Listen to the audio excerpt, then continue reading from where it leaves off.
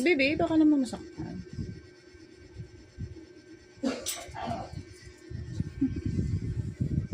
Tuwang-tuwa siya.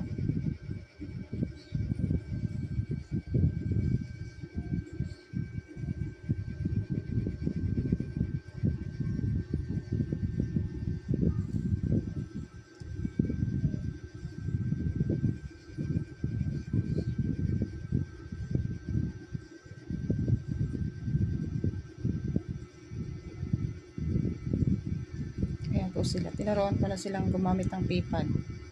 And then, nilagay ko sila sa playpen para ma-relax sila. For the first time, nasa playpen sila.